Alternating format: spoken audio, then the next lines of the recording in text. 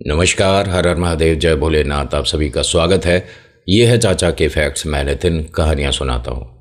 लता नाम की एक महिला जो कि 7 महीने से प्रेग्नेंट है, उसको अब न जाने अजीब अजीब से ख्याल, अजीब अजीब सा डर लगने लगा था। इनके हस्बैंड 4-6 महीने के लिए काम पर रहते हैं और 12-15 दिन की छुट्टी पर आते हैं। इनके मन का जो डर है वो धीरे धीरे बढ़ रहा था।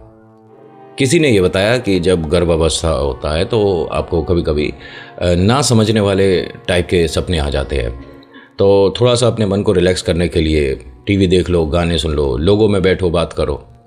लेकिन ये जिस जगह रहती है, यहाँ सब लोग इसे पता नहीं क्या और क्यों एक हमारे जैसी नहीं है ऐसा समझकर चल रहे हैं। उसकी दो एक बड़ी वजह है। जिस घर में ये आकर रुकी हैं, इस घर में कभी कोई एक बहुत ज़्यादा सिद्ध तांत्रिक जो कि अजीब अजीब क्रियाएं करता था, वो गुजर गया था। यहाँ बाकी फैमिली जो आई जल्दी शिफ्ट कर गई, लेकिन लता के साथ अभी तक कोई प्रॉब्लम नहीं हुई और लोग ये कहते थे कि ये भी शायद ये सब कुछ करती हो। लता अपने घर से बाहर निकलकर किसी के पास जाकर बैठती थी तो वो उठकर चल देते थे कि हमें घर में अभी कोई काम है, बाद में बात करेंगे। अब ऐसी मानसिकता के साथ ये एक तो प्रेग्नेंट, ऊपर से हस्बैंड भी घर पर नहीं है, घर में और कोई सदस्य नहीं है जिसके साथ मैं बात कर लूँ, अपना डर बता दूँ।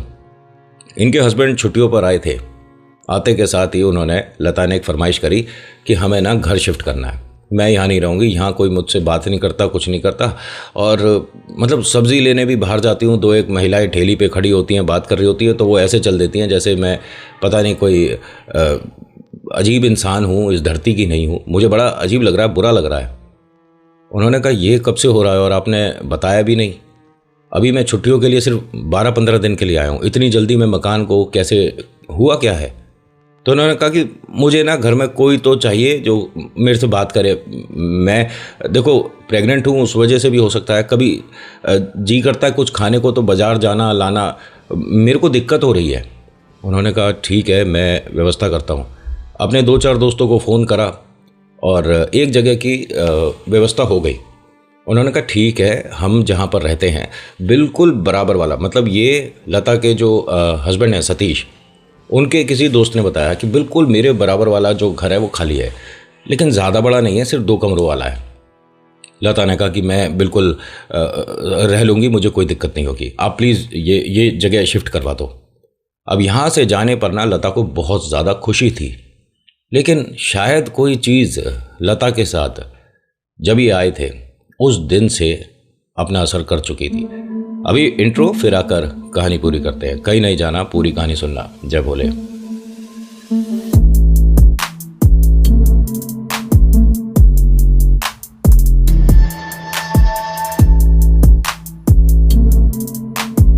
लता और सतीश यहाँ ये मकान शिफ्ट करते हैं और इनके पास ना बहुत ज़्यादा सामान नहीं था, फाइनेंशियली बहुत ज़्यादा स्ट्रॉन्ग नहीं है, कोशिश कर रहे हैं, मेहनत कर रहे हैं। और लता भी एक ना सिलाई की फैक्ट्री में नौकरी किया करती थी जब प्रेग्नेंट नहीं थी, उससे पहले।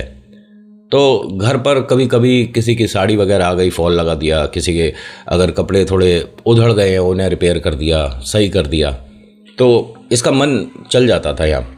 और जिस जगह ये अब आकर रुकी है, भाई साहब इसके तो सपने पूरे हो गए। यहाँ तो हर 2 मिनट में, हर 15 मिनट में कोई ना कोई घर पर आ रहा है, और बिटिया कहाँ रहती थी, कौन है तू, कहाँ से आई है, अच्छा तेरे को मैं लड्डू बना कर दे जाती हूँ, अरे कुछ खाना हो तो बता, सामने बाजार है अभी मंगवा देती हूँ। यहाँ इसका मन इतना लग रहा है कि ज़िंदगी की सारी परेशानियाँ दूर हो गई। इनके हस्बैंड ने पूछा, और ये घर शिफ्ट करने का सारा जो प्रोग्राम था ना वो एक ही दिन में हो गया। वाइफ ने बोला, हस्बैंड ने किया, और वो भी तत्काल प्रभाव से। उसने ये भी बोला था लता ने कि मुझे ना यहाँ बेचैनी और डर होता है, रात में शायद ही है जो कि मेरी आंख सही से लग जाए। कभी ऐसा लगता है कि घर में कोई घूम रहा है, कभी ऐसा लगता है कि बिल्कुल मेरे सामने आकर कोई बैठ गया है, एक परछाई मुझे हमेशा फॉलो करती रहती है, ऐसा लगता है। नहाती हूँ अपने ही घर में तो डर लगता है कि कहीं से मुझे कोई देख रहा है। इसीलिए इन्होंने, हस्बैंड ने भी ज़्यादा टेंशन नहीं लिया और इस बात को सबसे पहले प्रायोरिटी दिया और मकान शिफ्ट। अब लता और सतीश जिस जगह पर हैं, यहाँ बहुत अच्छा माहौल है, सब कुछ बहुत बेहतरीन है। सतीश 15 दिन तक यहाँ पर रुका इनके पास और फिर वो अपना नौकरी पर चला गया। अब उसे आना है 3 महीने बाद, यानी जब वो आएगा तो एक खुशखबरी उसके घर पे इंतज़ार कर रही होगी। इसके जाने के तुरंत अगले दिन रात की बात थी, 1 बजे करीब इसके पैरों के पास आकर कोई बैठ गया। ये कौन है आदमी नहीं पता। इसने एकदम से अपने आप को ठीक करा और उठकर बैठ गई। नमस्कार, दरवाज़ा खुला रह गया था क्या? आप कौन हो? उसने कोई जवाब नहीं दिया और उठकर अंदर वाले कमरे की तरफ जाने लगा। 1 मिनट भाई साहब, भाई साहब, और ऐसे इसने 2-3 बार बोला। लाइट वगैरह ऑन करी, पूरे घर को जाकर चेक करा, पूरे घर में कोई नहीं था। ये अब इसे जो चीज़ है वो डरा रही है। इसने मोबाइल पर टाइम देखा तो रात का 1-1:15 के आसपास का समय था। पानी पीती है, अपने मन का वहम मानकर दोबारा से लेटती है। इसने अपने कमरे की लाइट जैसे ही ऑफ करी है, मतलब इनके सिरहाने, मतलब सिर के पास में कहीं स्विच बोर्ड होगा, तो उसे जैसे ही इन्होंने बंद किया तो वो जो घर का दूसरा कमरा है उसकी तरफ से इन्हें झांकता हुआ एक आदमी दोबारा दिखा। ए, कौन है? मैं एक बार और पूछूंगी, मैं अभी पुलिस में फ़ोन कर दूंगी, तुम जानते नहीं हो। कौन हो? इसने 2-3 बार और बोला तेजी से। कोई जवाब नहीं, कोई कुछ नहीं। रात भर 2-1 बार ये चीज़ें हुई। अगले दिन सुबह सुबह इसने अपनी जो पड़ोस में हैं दीदी, उनसे जिक्र करा। उन्होंने कहा कि कौन सा महीना चल रहा है तेरा? दीदी 7वां महीना है और मेरे को ये डर जो है ना पहले वाले मकान में भी लगता था। उन्होंने कहा बेटा ऐसा है कि कभी कभी चीज़ें ना जब ये अवस्था होती है डरावनी दिखती हैं और इसमें कोई परेशानी नहीं है, तो एक काम करा कर, रात में ना जब सोया करे तो डरावने ये पिक्चर सीरियल मत देखा कर। उसने कहा अभी तो टीवी हमारा चालू भी ना हुआ है, आप कैसी बातें करते हो? और मेरे फ़ोन में मैं ये सब नहीं देखती हूँ कि मुझे डर लगे। हाँ, मैं भजन लगा कर सो गई थी, आँख खुली 1-1:30 बजे, उस वक्त फ़ोन बंद था, मतलब गाने वगैरह बंद हो गए थे। ये चीज़ क्या है जो मुझे दिख रही है? उन्होंने कहा कि मैं अब ऐसे क्या बताऊँ, लेकिन ये ठीक नहीं है। अगर तुझे 1 आध दिन और लगता है तो मैं किसी को जानती हूँ, दाइमा करके हैं, उनके पास चलेंगे, वो कुछ तेरे को घरेलू टोटके जो होंगे वो बता देंगी। ना ठीक है। अगली रात जब ये सोई तो इस इंतज़ार में सोई थी कि अगर कुछ होगा तो आज तो मुझे उसका डट के सामना करना है, लेकिन ऐसा होता नहीं है। जैसे ये लेटी है फिर से वही टाइम 1-1:30 बजे का आसपास का समय था और एक गंदी सी बदबू इसको बहुत ज़्यादा आने लगी। पहले वो कम थी तो उसे बस ये कहाँ से स्मेल आ रही है, क्या स्मेल है, अब वो बढ़ती चली गई, इतनी ज़्यादा, मतलब जैसे मांस सड़ रहा हो या जल रहा हो, इस तरह का गंदा सा बदबू। कमरे में बैठा नहीं जा रहा। इसने पंखे को बिल्कुल फुल कर दिया कि बदबू निकल जाएगी, कमरे का दरवाज़ा खोल दिया, खिड़की खोल दी, नहीं जा रही। अब दूसरे वाले कमरे में जाकर मैं एडजस्ट कर लेती हूँ। वहाँ गई तो ज़मीन पर ही गद्दा तकिया डाला और लेट गई। इसने जो गैलरी की लाइट थी वो ऑन रखी थी, मतलब कॉरिडोर का लाइट ऑन था। अपने कमरे में ये लेटी है, लेकिन आंख बंद करते के साथ ही न जाने कौन कौन से विचार, क्या क्या चीज़ें आ रही हैं दिमाग में। अजीब अजीब आकृति दिख रही हैं, जैसे कोई डरावना सा इंसान है, उसके जानवर वाले चलने का हिसाब किताब है, और ये क्या है नहीं समझ आ रही। एक औरत और एक आदमी सपने में दिख रहे हैं, नहीं जानती इन्हें कौन है, और वो इसको लगातार देख रहे हैं। डरावनी शक्ल नहीं है, बस इसे लगातार देख रहे हैं। बिल्कुल चीज़ जब अपने हिसाब किताब के बाहर चली जाए तो कभी कभी कल्पनाएं आदमी अपने खुद से भी बना लेता है। इसने एक कल्पना बनाई कि मैं जिस जगह घर पे रहती थी ना, जहाँ पहले रहती थी, वहाँ जो तांत्रिक गुजर गया, ये वो और उसका फैमिली हो सकता है, मतलब जो मुझे दिख रही है। लेकिन मैंने उनका क्या बिगाड़ा है? मैंने उनके घर में कभी कोई ऐसा गलत तो रखा नहीं, घर को साफ रखा है, सब कुछ ठीक रखा है। ये अपने आप ही कुछ सोच रही है, आंख बंद करती है तो वही दोनों दिख रहे हैं। उठती है, वॉश बेसिन पे गई, अपने चेहरे को धोती है तो ये थोड़ा डिसबैलेंस हुई, एकदम गिरने वाली थी, क्योंकि वॉश बेसिन से जो पानी उछट के बाहर गिरा ज़मीन पर, उस पर पैर इसका फिसला और ये गिरने वाली थी। लेकिन ये कैसे हुआ ये नहीं पता। इसको किसी ने रोका गिरते हुए को, और ये एक इंसानी हाथ है जो इसे महसूस हुए। ये एकदम डर गई कि ये क्या हुआ था, मेरे अलावा घर में कोई है नहीं, अगर मैं गिरती तो मेरे साथ प्रॉब्लम हो जाती, क्योंकि ये पेट के बल गिर रही थी। किसी ने इसके कंधों को पकड़ के रोका है, और ये जो भी है, इसने अपने चेहरे का पसीना, पानी जो भी था भाई सब पहुंचा। आसपास देखकर बोलती है कि तुम जो भी हो ना, धन्यवाद। तुमने मुझे और मेरे आने वाले जीवन में जो खुशी है उसको संभाल लिया। तुम्हें क्या चाहिए, जो भी चाहिए मैं ला कर दूंगी, तुम्हारा बहुत बहुत धन्यवाद। तो इसे इसके पेट पर किसी का हाथ महसूस हुआ जब इसने कहा ना कि तुम्हें क्या चाहिए मैं ला कर दूंगी। ये एकदम थोड़ा सा पीछे हट गई और इधर उधर, बिना मतलब कोई दिख नहीं रहा है, लेकिन उसे मानकर कि इधर खड़ा होगा या इधर खड़ी होगी, नहीं नहीं ये कभी नहीं हो सकता, ये हमारी ज़िंदगी की पहली सबसे बड़ी खुशी है, मैं ये नहीं करूँगी, मैं बिल्कुल नहीं करूँगी। मतलब इसे ऐसा लगा कि जिसने अभी अपनी डिमांड बताई है वो इसकी संतान। सुबह तक ये इसी कमरे में लाइट ऑन करे डरी हुई एक कोने में बैठी रही और आसपास देखती रही कि कौन है, किधर से आएगा, ये कौन चीज़ थी। सुबह हुई नहीं, मतलब 5 साढ़े 5 बजे का ही समय था। ये फटाफट से उठती है, बराबर वाले घर पे जाती है, उनका बेल बजाती है, वो बाहर आती है। दीदी ऐसे ऐसे हुआ है और प्लीज़ मुझे उनके पास लेकर चलो, जो भी आपकी दाई माँ है। उन्होंने कहा तू परेशान मत हो, थोड़ा बस आराम से बैठ जा, मैं पहले तेरे को चाय नाश्ता करा देती हूँ, उसके बाद चलते हैं। कुछ खाया नहीं है तूने और तू बैठ जा, बस रिलैक्स हो। यहाँ जो इस घर के परिवार के मर्द लोग थे वो भी आ गए। उन्होंने कहा कि कोई परेशानी है बिटिया को तो हमें बताओ। उन्होंने कहा कि नहीं, दाई माँ के लेके जाना है, आप दोनों तैयार हो जब तक मैं गाड़ी की व्यवस्था करता हूँ। एक अपने दोस्त को फ़ोन करके कि भाई सतीश की जो वाइफ हैं उनको दाई माँ के लेके जाना है, गाड़ी लाओ। गाड़ी मंगवाई गई। अब ये दोनों जब दाई माँ के गई हैं, दाई माँ ने इसे देखा, देखने के बाद कहती हैं कि बेटा ये कब से हो रहा है तेरे साथ? क्या चीज़? तू आकर मेरे सामने बैठी है, तेरे साथ तो बेटा अच्छा इसके साथ कौन आया?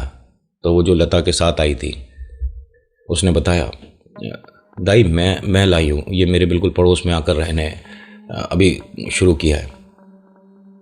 बिटिया तेरे साथ जो चीज़ है कहना तो नहीं चाहिए, ये तेरे जीवन में जो खुशी आने वाली है उसे खा रही है। नहीं नहीं आप ये क्या बोल रहे हो? मुझे अभी सपना जो आया है उसको मैं ये मानकर चलती हूँ कि शायद सपना नहीं था। मैं जब गिर रही थी तो मुझे किसी ने रोका। उन्होंने कहा हाँ बेटा वो पूरा समय होने तक रुकेगी, जो भी चीज़ तेरे ऊपर खेल रही है ना।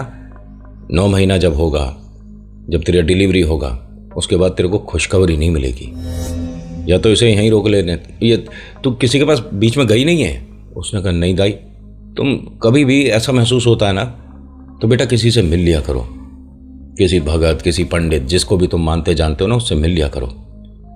मुझे कहना नहीं चाहिए, लेकिन उसके एक पैर पर जो भी तुम्हारे संतान आने वाली है, लड़का लड़की मैं नहीं बता सकती और मैं बताऊंगी भी नहीं, उसके एक पैर को ये भारी कर चुकी है जो भी चीज़ तुम पर खेल रही है।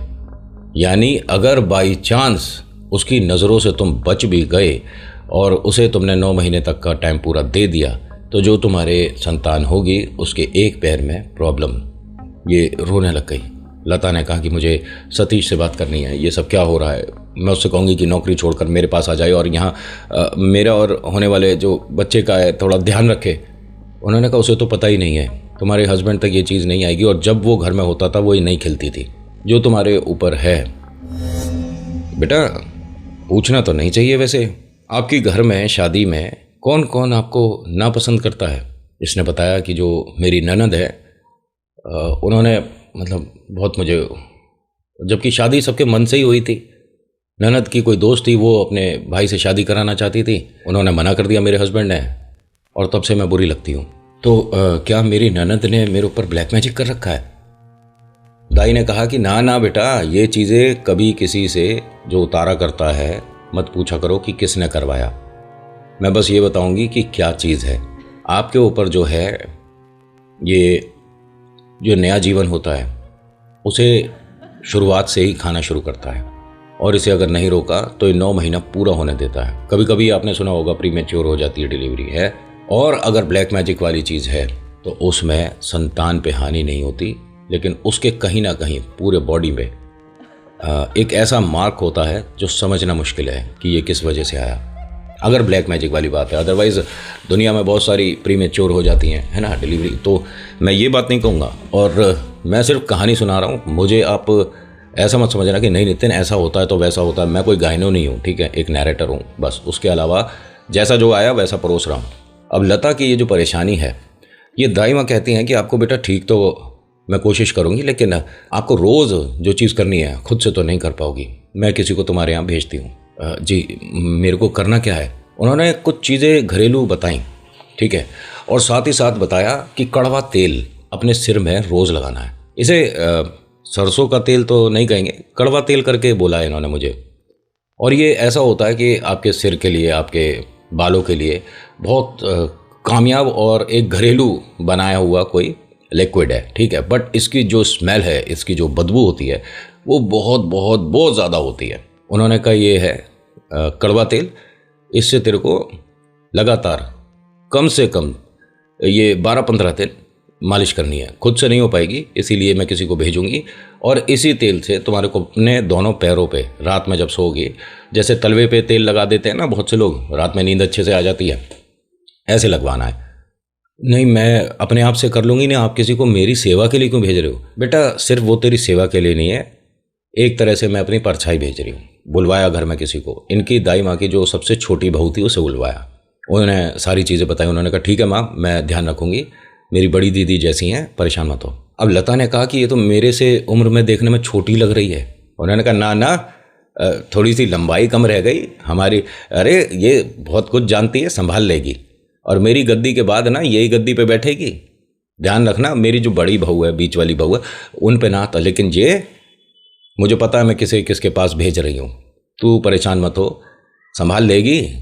उन्होंने कहा अम्मा क्या चीज़ है? तो अम्मा ने कुछ ऐसा बताया कि एक डायन और पिशाच है, और ये घर के किसी ने भेजा हुआ है। इनको जो इनकी भूख शांत होगी वो इसकी कोख से होगी, बाकी तू समझदार है, क्या करना है।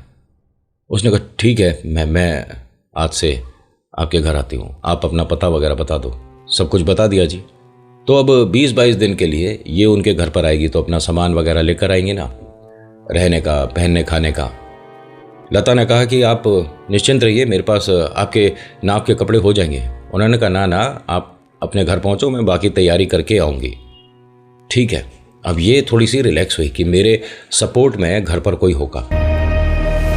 इंतज़ार करे जा रही थी। 8 बज गए रात के। इनके जो बराबर में रहती है वो घर से खाना बना कर लाई। लता, हाँ हाँ दीदी, दरवाज़ा खोल। वो आई, दरवाज़ा खोलती है, ये मैं तेरे लिए और वो दीदी आएंगी ना, दाई माँ की जो बहू है, तुम दोनों के लिए खाना लाई हूँ, इसे खा के आराम करना, सोना, और कोई बात हो तो मुझे बोलियो। वो अभी तक आई क्यों नहीं, और आप खाना क्यों बना लिए? मैं बना दूंगी ना। अच्छा अच्छा ठीक है, ज़्यादा दिमाग मत लगा, मैं तेरी बड़ी बहन जैसी नहीं हूँ। हाँ दीदी। वो आए तो खाना खाकर दोनों सो जाना, और डरियो मत, मैं यहीं पर हूँ। ठीक है। अब इतने अच्छे पड़ोस के अगर मिल जाएं तो आधा डर और आधी टेंशन तो वैसे ही दूर हो जाती है। लेकिन रात का ना 9:30 बज गया यार, अभी तक वो आई नहीं। 10 बज गया, गेट पर जाकर देख रही हैं, तभी एक रिक्शा से कोई महिला उतरती है, उनके हाथ में कुछ थैला सा था। आ गई दीदी आप, आइए आइए। तो लेकिन जब पहले मिली थी दोपहर में, उन्होंने कोई घूंघट वगैरह नहीं कर रखा था, उनका चेहरा वगैरह दिख रहा था। अब उसने घूंघट कर रखा है, लाल सी साड़ी पहन रखी है, और वो भी ऐसी जैसे कोई शादी में दुल्हन पहनती है। हो सकता है कि जब ये किसी के घर पर इस तरह से पूजा पाठ को आती हों तो ऐसे पहनती हों और घूंघट कर रखा हो। इसने एक थैला ले रखा था। जब ये अंदर जा रही थी, मतलब लता को इन्होंने क्रॉस कर दिया, लता गेट पर ही खड़ी थी और ये लता के सामने से जा रही थी। ठीक है, ध्यान से सुनना, जो इनके हाथ में थैला था उसमें एक बच्चा था, और वो भी ऐसा जैसे 2-1 दिन का हो, एकदम नवजात। ये उसे लगातार देख रही थी। इस औरत ने थैला पकड़ा और ऐसे फेंक दिया।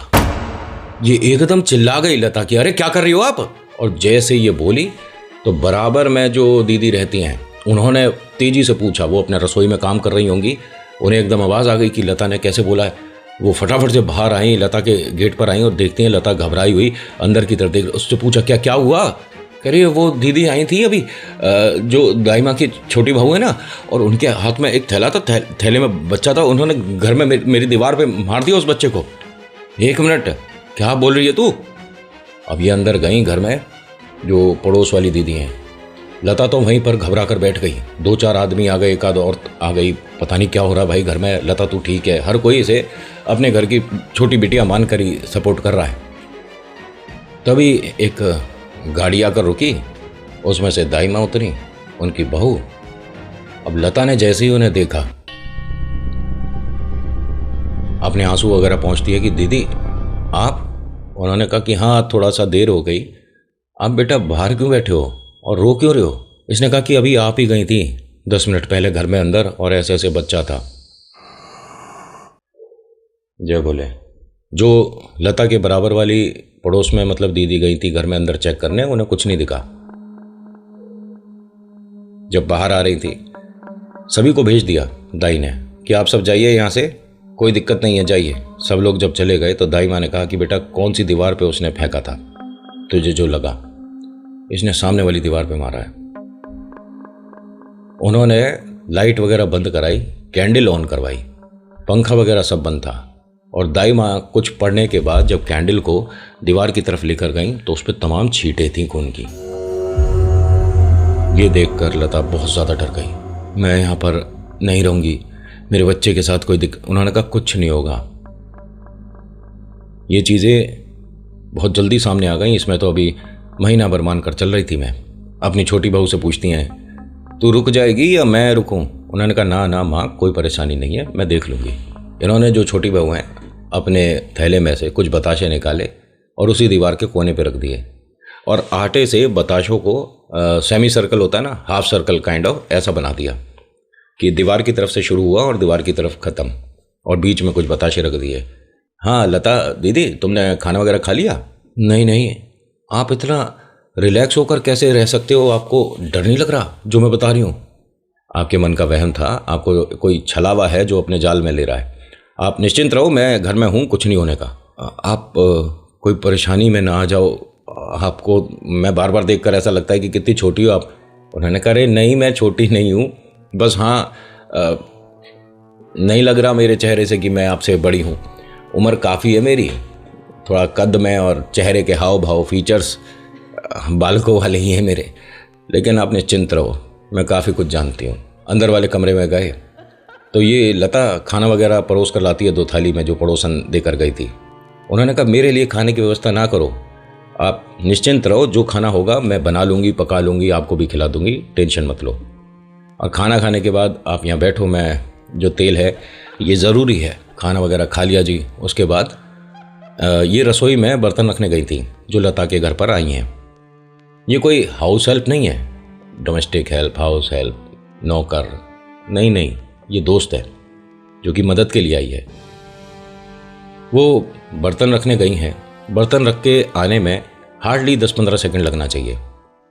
वो अभी आई नहीं। लता जो है ज़मीन पर ही जो गद्दा बिछा रखा है उसी पर थोड़ा ऐसे आधी सी लेटी बैठी थी कि दीदी आएंगी, अभी मालिश करेंगी सिर में।